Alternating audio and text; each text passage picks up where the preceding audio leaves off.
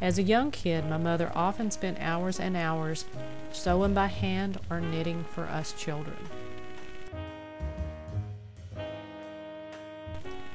Other times she was in front of her sewing machine creating outfits for my sister and I.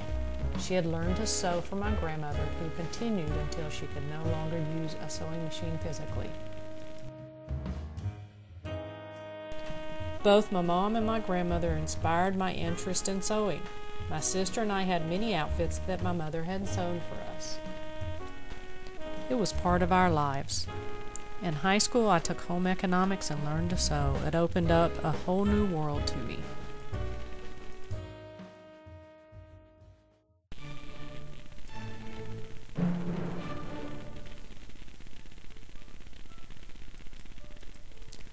I began to see fabrics as potential projects, what they could become. During the time after high school, I did very little sewing. However, my sister had become pregnant, and I decided it was time to dust off the sewing machine and try to make a dress for her. I was successful, and I remembered that I really loved to sew. I began to make Christmas gifts as well as other gifts with no patterns.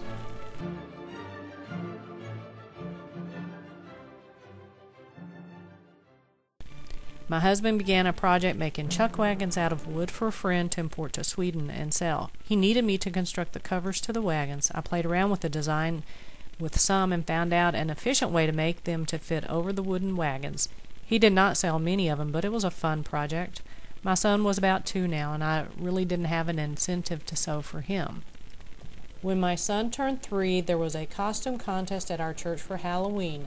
The children had to wear costumes of biblical characters. But where do you find those kinds of costumes? Well, you obviously have to make them yourself.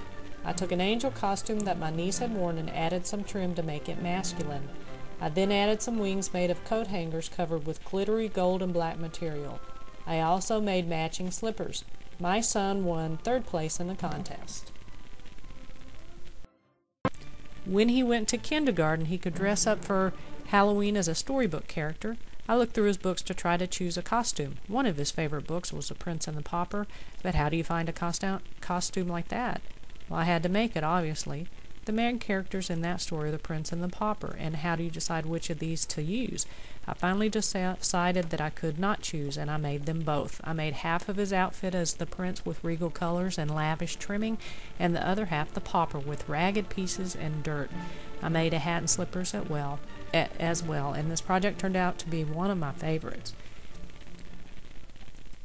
Through the years, I have continued to make costumes, including a pumpkin one for my daughter here.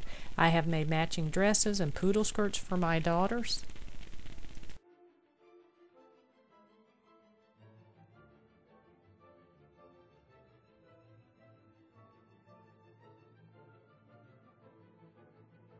I have made many pillows as Christmas gifts as well.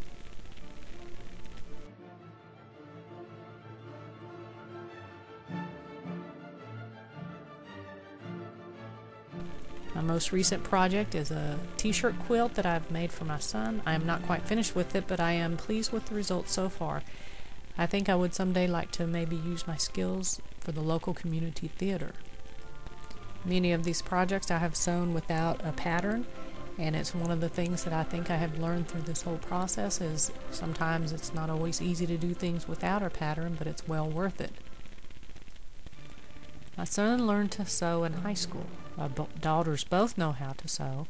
My youngest daughter, who is 8, would kidnap my sewing machine if she could. She has made purses for herself out of scrap material lying around the house. I hope that my interest in sewing has influenced my children enough that they will continue the tradition.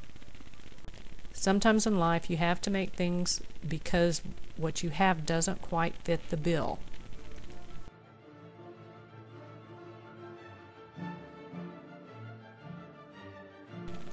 Do not be afraid to try something new, even if you do not know how it will turn out.